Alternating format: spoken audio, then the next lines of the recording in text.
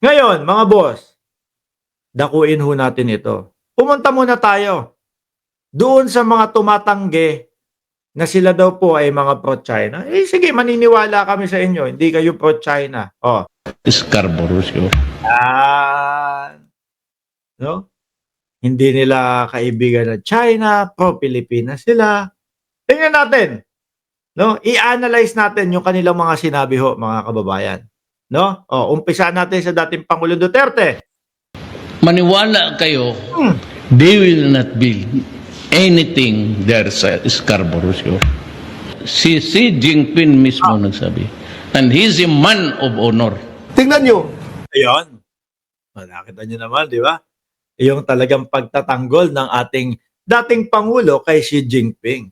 He is a man of honor. Kaya lang ho, mga kababayan, eh ganun talaga ang masasabi mo kung ikaw sunod-sunuran lang po. Biruin mo, BRP, Sierra Madre, na kinakailangan ikumpuni, ano ginawa nila? Hinayaan lang. Status ko na lang. Sige ho. Oh. Sundin na lang natin na bawal kumpunihin yung BRP Sierra Madre. Di ho ba? Mga bossing. Ngayon, si Bato, ano sasabihin ni Bato? Sa panahon ni Presidente, meron ba tayong nawala na area sa West Philippine Sea? Meron bang naagaw? Kung meron daw bang naagaw, mga kababayan. Alam ko, merong mga itinayo na. Wala po yun na Inoccupied daw ng China. Dito muna tayo kay Marcoleta. Ang sinasabi nila, inoccupied daw ng China ang ating territory. wala Di ba meron ganun? Di ba tinayuan na nga nila? Mga bossing. Parang may mga building na, hindi naman sa building.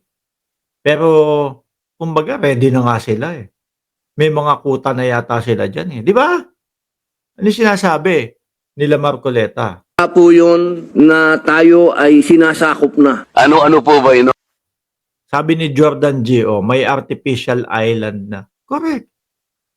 At unti-unti na lang pinapalaki yun, ha? At sinasabi ni Robin Padilla, tayo po ay unti-unting sinasakop na. Parang gusto niyang sabihin, walang katotohanan. Si Marcoleta, occupy ng China? Kasi ayoko magsalita nang wala akong basihan. gago ka. Gago ka daw. Diyos ko po, Lord. Kasi kung talaga, lahat na lang sinabihan ng gago. Karamihan naman ng artificial islands, kasi laki na ng isang syudad, ay Yan po.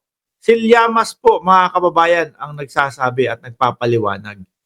Doon sa mga sinasabi nila na walang mga artificial island o walang mga tinayo o walang mga inilagay doon na.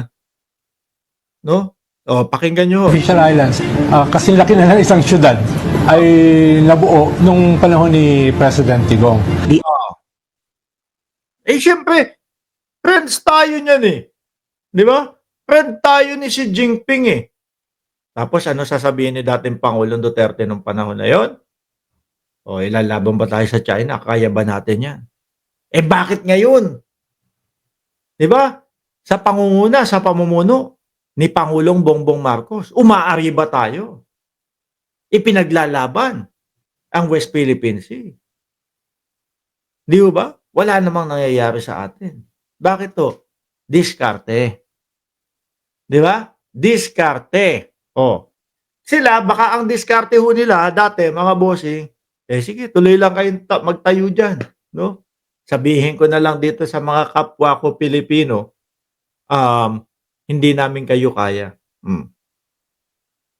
Aptly named Mischief Reef in the Philippines economic zone, the Chinese took it over and started turning the reef into a military base. Diba? Naging military base na din ho, mga kababayan. Meron bang inagaw? Ikaw ba? Tatayuan mo yun? Kung alam mong hindi sa iyo yun? Kung alam mong sa Pilipinas yun? Pero tinayuan pa din ho nila. Diba? Yun yung sinasabi ni Marcoleta, meron bang nawala? Sinasabi ni Robin Padilla, meron bang nawala sa Pilipinas? Di ho ba? Tuloy. Nasaan na yan? Hindi, linagyan ko ng ano yan eh. Dito. Even during the time of Digong, nag-escalate yung China especially during sa island building. Ayun, yan, agree ako dyan. Agree ako dyan. Di ba? Si Bato gustong lumusot niyan ng time na yan.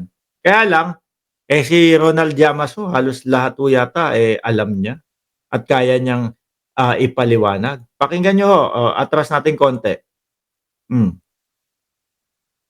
Nasoplak si Bato de la Rosa. Ayan na mga boss. 1, 2, 3, 4. It's all artificial land reclamation protected from erosion by these rocky seawalls. And this, well, this is believed to be anti-aircraft weapon. Tuloy. Bullshit. Even during the time of Digong, nag-escalate yung China, especially during sa island building. Ayun, yan, agree ako dyan. Agree ako dyan. Totoo naman talaga nangyayari yan, pero hindi tayo binubuli. Meron po bang ganun, mga bossing? Napakasimple ano? Napakasimple mga kababayan. Tinatayuan yung teritoryo mo, tinatayuan yung naipanalo mo sa UNCLOS ng kanilang mga establishmento, ng military base.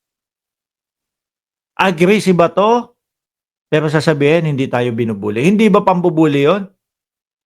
Sa'yo, sa atin, sa Pilipinas, pero base nila ang itinatayo. Hindi pambubuli yun, Bato? Sabi tuloy ni Sinchu, inggit lang kayo gawing kahit anong gawin nyo, paninira sa mga Duterte, lalo, agree na nga si Bato Di ba? Agree na nga si Bato Huling-huli na si Bato Di ba mga kababayan? Sinasabi pa ni Bato, well, hindi tayo binubuli ng China. Totoo ba yon na hindi tayo binubuli ng China nung panahon ng dating Pangulong Duterte? Pakinggan nyo to. Habang naglalayag, nagkwento ang mga mangingisda sa panggigipit sa kanila ng China Coast Guard sa laot.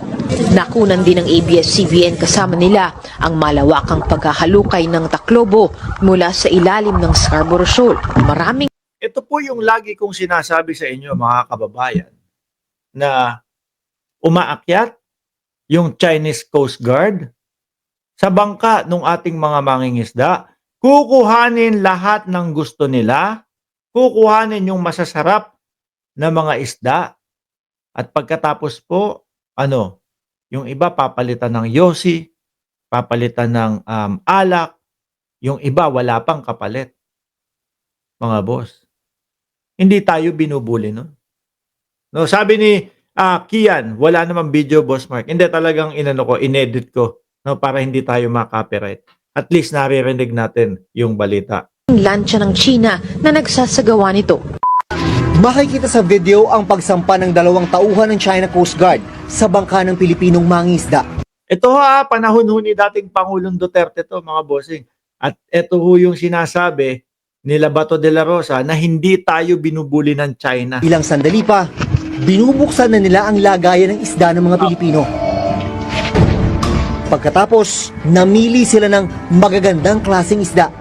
Yan, di ba? Yan yung sinasabi ko sa inyo Sinimulan na nilang punuin ang kanilang mga banyera at saka umalis mula sa bangka. Kawawa naman yung mga isda natin. Sila nagtrabaho, sila humuli, sila yung gumising ng madaling araw, no? Sila yung nagwalay sa kanilang pamilya para lang makakuha ng isda. Tapos kukuhanin nung Chinese Coast Guard. Tapos maririnig natin kay Bato de la Rosa, mga bossing, na hindi tayo binubuli ng China. Meron ka ba narinig na pambubuli ng Chinese militia doon sa ating mga mangingisda? Totoong matatawa ka. Ibang klase mga kababayan. Siguro, etong kampo nila Bato de la Rosa, sila Bungo, akala nila, yung mga sinabi nila nung panahon na namamayagpag po sila, no? Dahil ang presidente ay si dating Pangulong Duterte, mga bossing, siguro akala nila, naku, hindi naman lalabas sa susunod na sa mga susunod na mga panahon. Di ba? Yung reward system. Oh, naalala nyo? Sinabi ni Bongo, 2019, may reward system. Ito naman, meron bang ginawang pambubuli ang China? Yung sa mga mangingisda natin. O ayan, huling-huli. Meron talaga. Di ba? Ay, wag po kayong maniwala kay Mark Ramos. Hindi po mga pro-China to. No? Pro-Pilipinas po itong mga to.